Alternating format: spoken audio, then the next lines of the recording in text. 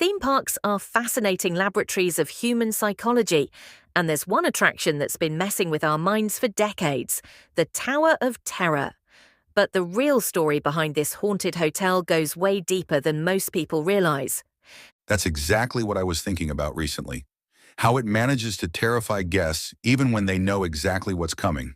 The psychological impact is just incredible. Well, here's something most people don't know. The ride actually pulls you down faster than gravity, creating forces of 1.3 Gs. The Imagineers literally had to invent new technology to make that possible. So that explains why my stomach feels like it's trying to escape through my throat, though it's really the storytelling that sets it apart, isn't it? The whole experience is built on this incredibly detailed narrative from the Twilight Zone.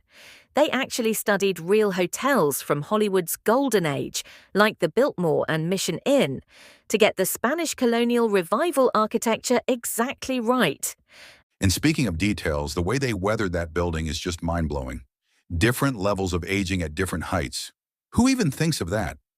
The Imagineers actually calculated the exact maximum height they could build without requiring aircraft warning lights. 199 feet. 1 foot taller, and they'd have had to break the illusion with modern safety beacons.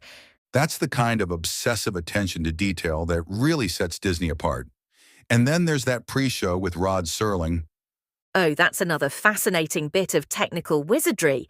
They had to find a voice actor who could perfectly match Serling's distinctive delivery, then seamlessly blend archived footage with new material. Most guests can't tell which parts are original and which aren't. The whole thing really is a masterclass in misdirection, isn't it? Like how they use temperature changes throughout the building to enhance the atmosphere. Exactly, as you move deeper into the abandoned sections, the temperature gradually drops. It's all part of this multisensory storytelling approach. They even created specific scents for the boiler room area. And let's talk about that ride system, because that forward movement before the drop still gets me every time. The technology behind it is incredible. They're actually using multiple synchronized elevator shafts, but guests never realize it. And each ride has randomized drop sequences, so you never know exactly what's coming. That unpredictability really adds to the fear factor.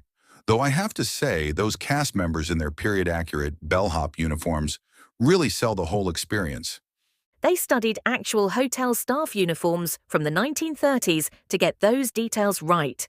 And the cast members are trained to maintain this perfect balance of professional courtesy and subtle creepiness.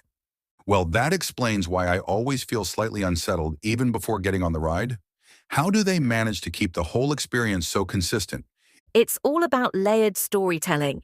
Every single element, from the abandoned luggage in the queue to the ghostly music in the lobby, works together to build tension. Even those brief moments when the doors open at the top are precisely timed to maximize anxiety. That view of the park is spectacular, though, for those few seconds before terror kicks in.